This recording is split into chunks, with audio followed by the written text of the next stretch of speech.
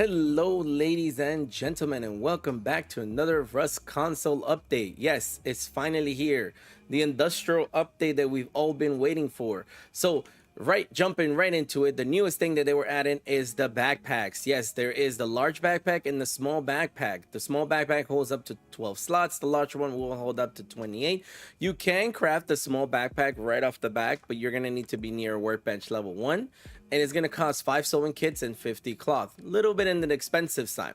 Now, the large backpack, I don't think you could craft it. You mostly will find it in like monuments and boxes and things like that. But it's going to hold up to 28. Now, if you kill the person that is wearing a backpack, you're going to have to be mindful that they will drop the backpack on top of their body or around their body. And you're going to have to pick it up just like you pick up anything. You see the little hot bar is going to show right there. You can see it right there. It's loading, right? Picking up. Boom. We picked it up. Now you see I'm wearing the large backpack, 28 slots. Big, huge difference, right? So yeah, large backpack is the thing you're going to want to go for. Now, these are the beautiful things called the storage adapters. You're going to need to add these to any one of the things that you want your loot to be transferred from one place to another. These are the actual items that you could attach your industrial or the storage adapter, I should say, into. So it's going to be the lockers, the furnace, the electrical furnace that is new to this bench, or I should say to the live branch right now. The small box, the large box, the actual vending machine, their small refinery, and of course the large big boy furnace. They have, some of them have two different adapters or places that you could place the adapters. Some of them only have one, like the little good boy right here, the small refinery. Now the boxes have two, these have two. Furnace only has one. The electrical furnaces has two. And there is other, I already have a video where you could kind of like cramp a couple of them into it, so make sure to check that video out. Another thing that it came to this thing is the industrial conveyor. This is basically the vacuum that is going to suck the items from one place and like input them into the other. So like, let's say if I were to put like something like this pipe here and be like, hey, I want it to go from here, I would need the industrial conveyor in the middle to suck things out of this box and place them on this box. That's a big thing that you're gonna need. Yes, these things don't need any sort of power, but the actual conveyor is going to need power. However, do not be afraid. It only takes one power to power these things. And then the combiner, you're going to be able to combine 3 boxes and then input it into one. So, we are going to have examples over there. I'll show you in a few seconds. But yes, you could combine 3 boxes going into one. And then obviously the splitter, just like the electrical splitter, this is pretty much going to split into 3 things, and I will show you that over there again. Yeah, it's going to split into 3 things. Another thing that came out was the seismic sensor. I mean, it does what it says. If it hears any explosion or anything like that, it would activate. People use this mostly for raised base defense. So if they're getting raided, this thing will activate all their doors and make all their doors close. Now, for the last thing that we got is or the final thing I should say would be the electrical furnace. Electrical furnace burns sulfur and metal 40% faster than the actual regular furnace. However, it does not cook wood, so you will not get charcoal out of this, but it does need electricity in order for you to run, and it takes 3 power for you to run. Now, for the industrial crafter, you're going to need to place this on workbenches. These are those places that you could place them on the workbench.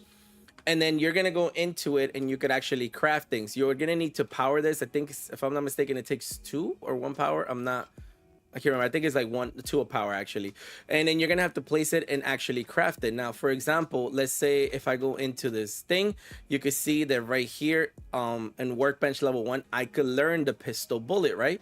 So if I go in here, I have a pistol bullet. This auto crafter placed into this workbench will craft bullets. However, if I were to place this actual blueprint, it will not craft this. And yes, you need blueprints in the actual on industrial crafter in order for these things to be crafted. That's one thing that you're gonna have to be mindful of. The good thing is that you can pick these things up. So like you're like, hey man, I want to upgrade my workbench, now it's 2. Yes, you could pick it up and then place it back up. That's one thing. So now Well, people would be like, well, what's the point of this? Like, the industrial crafter does craft things a lot slower than it would be if you were just to like craft them yourself. However, the beauty behind it is that it could continuously keep crafting as long as you have all of the resources in the input that you need. So while you're out doing something, it will craft things for you. So for example, this will be in a future video. So subscribe if you haven't to make sure to see this video. So for example, this industrial crafter is a tier 2.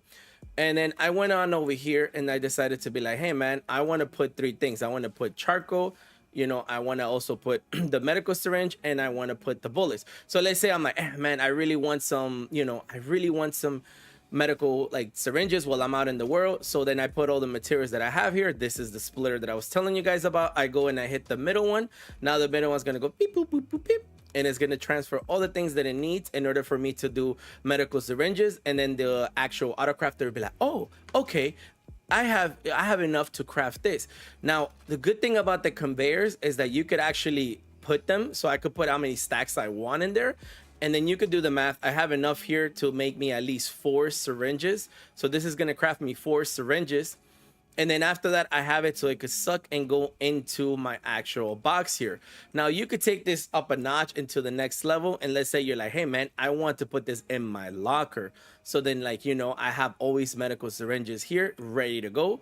That's a huge thing that you could do, and medical syringes are one of those, like, I guess, tedious things to craft.